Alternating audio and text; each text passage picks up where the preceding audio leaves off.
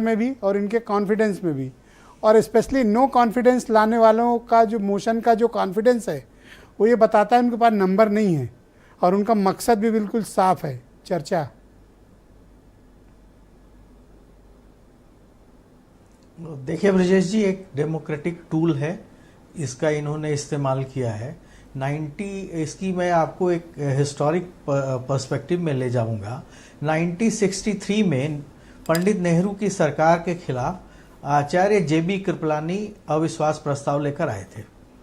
अब नेहरू जी मन से, संस्कार से डेमोक्रेटिक व्यक्ति थे, वो इस तरह की परंपराओं का सम्मान करते थे, लेकिन उन्होंने एक शब्द इस्तेमाल किया था उस नो कॉन्फिडेंस मोशन के लिए, इट इज लिटिल अनरियल। उन्होंने कहा पर्सनली मैं फील करता हूं कि ऐसा होना चाहिए, इसमें बहुत सारी बातें होती हैं, लेकिन ये लिटिल अनरियल है। ये जो अभी विपक्ष लेकर आया है ये लिटिल अनरियल टाइप का है, क्योंकि संख्या बल में इनकी भाजपा के सामने ये कहीं नहीं टिकते, एनडीए के सामने कहीं नहीं टिकते। अब सवाल यह है कि क्या प्रधानमंत्री मणिपुर पर बोलेंगे, ये उनको विवश नहीं कर सकते, क्योंकि जो अविश्वास प्रस्ताव है वो किसी विषय पर नहीं होता है। अविश्वास प्रस्ताव सिर्फ एक लाइन का होता है कि ये सदन इस मंत्री परिषद में अविश्वास व्यक्त करता है और उसके लिए फॉर एंड उसके अगेंस्ट वोट होता है। अब ये कोई आवश्यक नहीं कि प्रधानमंत्री मणिपुर पर बोले, हो सकता है गृह मंत्री बोले, जैसा कि ये सरकार चाहती है कि गृह मंत्री बोले। आप उनको बाध्य नहीं कर सकते हैं।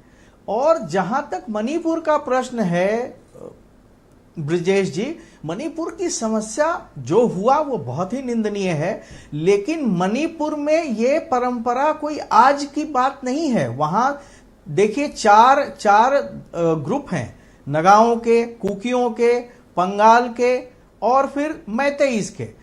चारों ग्रुप जो हैं, चारों के अपने अपने मिलिटेंट ग्रुप हैं, इनकी आपस की लड़ाइयां हैं। और ये कोई आप इसमें ये नहीं कह सकते कि बस ये सिर्फ इस सरकार का दोष है, इस सरकार का क्रिएशन है। लेकिन एक चीज स्पष्ट हुई नो कॉन्फिडेंस मोशन से 60-70 वर्षों से कि ये जो नया इंडिया अलायंस तैयार हुआ है इसमें एकता है और मुद्दों को लेकर ये एक साथ चलने को तैयार हैं। इतनी ताकत तो दिखाने में ये अब तक सफल रहे हैं। अब आगे तो पता नहीं कि ये कितना इकट्ठा रहेंगे, पर आज की डेट में इन्होंने स्ट्रेंथ दिखाई है। आगे अब देखिए, अभी तो इब्तिदाए इश्क है, आगे आगे देखिए होता है क्या। ये सब कांग्रेस से त्याग करने के लिए कहेंगे। अब कांग्रेस जितना त्याग करेगी उतना ही ये INDIA चलेगा। चूंकि ममता बनर्जी बंगाल में त्याग चाहेगी, नीतीश जी और लालू जी बिहार में त्याग चाहेंगे, JMM के हेमंत सोरेन झारखंड में चाहेंगे, उत्तर प्रदेश में अखिलेश जी चाहेंगे, और आंध्र प्रदेश में अगर ये इनके साथ मिलते हैं YSRP वाले तो वो त्याग चाहेंगे, महाराष्ट्र में NCP और उद्धव त्याग चाहेंगे। तो इनके लेकिन पास सर अगर कुछ है? बटा अब तो दिल्ली में सबसे बड़ा स्टेक होल्डर तो कांग्रेस होगी। अभी 24 में अगर कुछ हिस्सा दिल्ली में मिला तो फायदे में कांग्रेस ही रहेगी सर। ये मेहनत करेंगे, फसल वो काटेंगे। ब्रजेश जी कांग्रेस फायदे में कैसे आपको दिख रही है, मुझे नहीं समझ में आ रहा है। क्योंकि कांग्रेस जो है वो करीब करीब 200 सीटें हैं, बिहार, बंगाल, उड़ीसा, झारखंड और बिहार को मिलाइए। 200 सीटों में इनको 10 सीटें नहीं देंगे इनके सहयोगी INDIA वाले।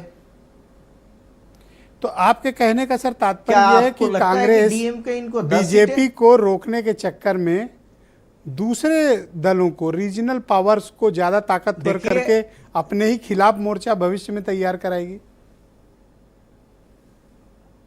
मेरे ख्याल से INDA की सफलता की पहली शर्त वही है, जो राजनीतिक शर्त है वो यही है कि ये तमिलनाडु में, केरल में, आंध्र प्रदेश में, तेलंगाना में अगर हो, महाराष्ट्र में, जो इनके पास क्लियर, आम आदमी पार्टी चाहती है पंजाब और दिल्ली में त्याग करें, इनके पास जो क्लियर कट स्टेट बसते हैं वो आपको है राजस्थान, मध्य प्रदेश, छत्तीसगढ़ और दिल्ली, पंजाब, हरियाणा। तो सर इंडिया अलायंस का संविधान है, आम आदमी पार्टी है, तो 4 इंडिया अलायंस का संविधान है त्याग, करेक्ट सर?